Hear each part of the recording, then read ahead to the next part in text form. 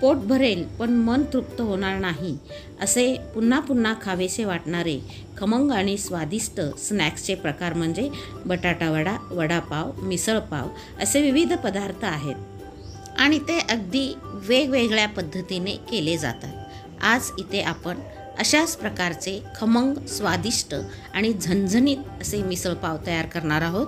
झणझणीत मिसळपावचे नाव काढताच तोंडाला पाणी सुटले, हो ना? चला तर आपण रेसिपीकडे वळूयात। इथे मी 3 ते 4 चमचे खोबऱ्याचं किस आणि तीळ घेतलेली आहे। दोन्ही मंद आचेवर आपण खमंग भाजून घेऊयात। त्यानंतर 3 ते 4 लवंगा आणि 1, 2, 3 दालचिनीचे तुकडे देखील हलकंसं मी परतून घेत आहे। कढईमध्ये 3 ते 4 चमचे तेल घालून जिरे छान तडतडून घ्या, कढीपत्ता घाला आणि त्यात बारीक चिरून घेतलेले कांदा आणि टोमॅटो देखील आपण छान तेलामध्ये परतवून घेऊयात। अगदी 2 ते 3 मिनटं परतल्यानंतर त्यामध्ये अगदी 1 पाव चमचा आपण हळद घालूयात, 1 चमचा लाल तिखट त्यामध्ये मिक्स करूयात, भरपूर अशी कोथिंबीर घालत आहे आणि वरून अगदी 1 पाव चमचा मी मीठ घालून मिक्स करून घेत आहे।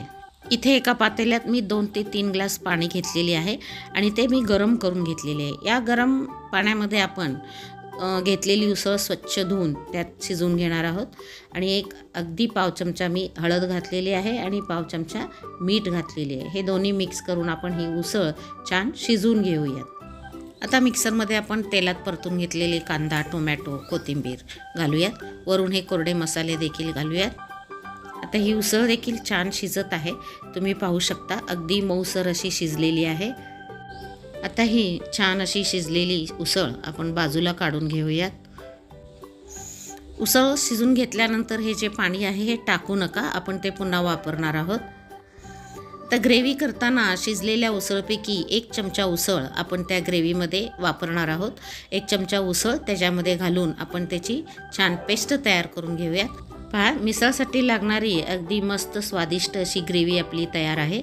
एका कढईमध्ये आपण 4 ते 5 चमचे तेल घेऊयात, त्यामध्ये आपण मोहरी व जिरे छान तडतडून घेऊयात। आता त्यामध्ये बारीक चिरून घेतलेले कांदा, टोमॅटो आणि अगदी किंचित हळद व 1 चमचा आले लसणाची पेस्ट घालून मिक्स करून घेऊयात। वरून आपण त्यामध्ये तयार करून घेतलेली सर्व ग्रेव्ही त्यामध्ये मिक्स करून घेणार आहोत। अगदी तेल सुटेपर्यंत आपण हे परतवून घेऊयात आणि पुन्हा त्याच्यामध्ये आपण 1 चमचा लाल तिखट, 1 चमचा गरम मसाला आणि 1 चमचा धने जिरे पूड मिक्स करून परतवून घेऊयात। आता त्यामध्ये आपण शिजून घेतलेली सर्व उसळ देखील मिक्स करून घेत आहे। आता हे सर्व जिन्नस अगदी 2 ते 3 मिनटापर्यंत आपण शिजवून घेऊयात। त्यानंतर हे उसळ शिजून घेतलेलं जे पाणी होतं आपण त्यामध्ये मिक्स करून घेऊयात। गरज भासली की त्यात तुम्ही आणखीन वरून पाणी ॲड करू शकता। आता वरून चवीनुसार आपण मीठ घालूयात आणि अगदी 4 ते 5 मिनटासाठी खळखळून वर झाकण ठेवून उकळवून घेऊयात। पहा, अगदी मस्त स्वादिष्ट आणि झणझणीत मिसळ रस्सा तयार होत आहे। यामध्ये वरून भरपूर कोथिंबीर मिक्स करून पुन्हा एकदा आपण 2 ते 4 मिनटासाठी छान शिजवून घेऊयात।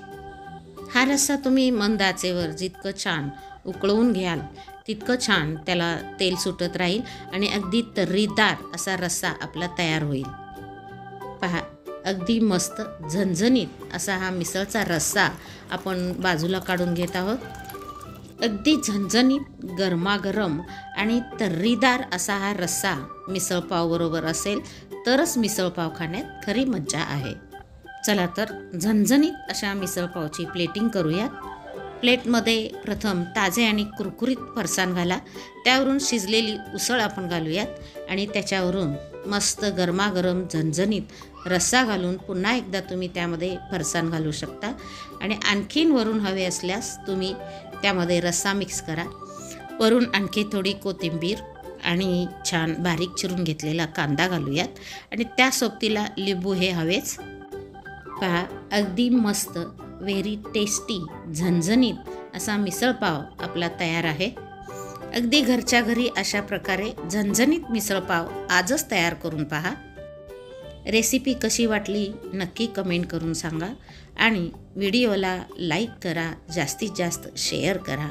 आणखीन नवनवीन खमंग, खुसखुशीत आणि झणझणीत रेसिपी पाहण्यासाठी माझ्या चॅनलवर नवीन असाल तर जरूर सबस्क्राईब करा। खाली डिस्क्रिप्शन बॉक्समध्ये बटाटा वडा व झणझणीत वडापावची रेसिपी लिंक दिलेली आहे, ती तुम्ही जरूर पहा.